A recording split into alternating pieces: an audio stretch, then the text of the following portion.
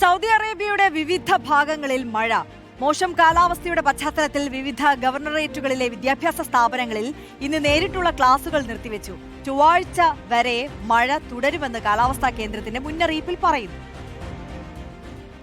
കഴിഞ്ഞ കുറേ ദിവസങ്ങളായി സൗദിയിൽ മോശം കാലാവസ്ഥ തുടരുകയാണ്. ഇതിനു പിന്നാലെയാണ് രാജ്യത്തിന്റെ വിവിധ ഭാഗങ്ങളിൽ ഇന്ന് ശക്തമായ മഴ രേഖപ്പെടുത്തിയത്. തുടർച്ചയായ മഴ ജനജീവിതത്തെയും ബാധിച്ചു.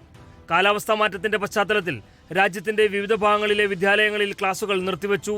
പല സ്കൂളുകളും ഓൺലൈനായാണ് ഇന്ന് പ്രവർത്തിച്ചത്.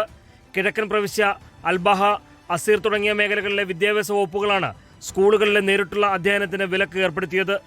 ദമാം, കിഴക്കൻ പ്രവിശ്യയിലെ Khobar, Qatif, Jubail, Ras Tanura, Abqaiq, Al Ahsa എന്നിവിടങ്ങളിലും ക്ലാസുകൾ നിർത്തിവെച്ചു.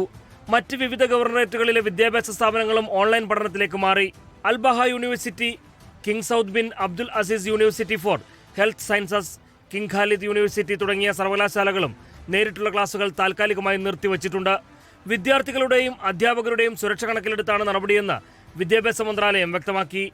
ചൊവ്വാഴ്ച വരെ രാജ്യത്തിന്റെ മിക്ക ഭാഗങ്ങളിലും മിതമായതോ ശക്തമായതോ ആയ മഴയ്ക്ക് സാധ്യതയുണ്ടെന്നാണ് കാലാവസ്ഥാ വകുപ്പിന്റെ മുന്നറിയിപ്പിൽ പറയുന്നത്. കാലാവസ്ഥാ മാറ്റത്തിന്റെ പശ്ചാത്തലത്തിൽ പൊതുജനങ്ങൾക്കും ജാഗ്രതാ നിർദ്ദേശം പുറപ്പെടുവിച്ചിട്ടുണ്ട്. റിയാദിലെയും കിഴക്കൻ പ്രവിശ്യകളിലെയും താമസക്കാർ കൂടുതൽ ജാഗ്രത പാലിക്കണമെന്നും സുരക്ഷാ നിർദ്ദേശങ്ങൾ കർശനമായി പാലിക്കണമെന്നും കാലാവസ്ഥാ വകുപ്പ് അറിയിച്ചു. താഴ്ന്ന പ്രദേശങ്ങൾ, വെള്ളക്കെട്ടുകൾ എന്നിവിടങ്ങളിൽ നിന്ന് അകലം പാലിക്കണം. ദൂരക്കാഴ്ച മറയാൻ സാധ്യതയുള്ളതിനാൽ വാഹനം ഓടിക്കുന്നവർക്കും പ്രത്യേക നിർദ്ദേശങ്ങൾ പുറപ്പെടുവിച്ചിട്ടുണ്ട്. Reporter, Riyadh.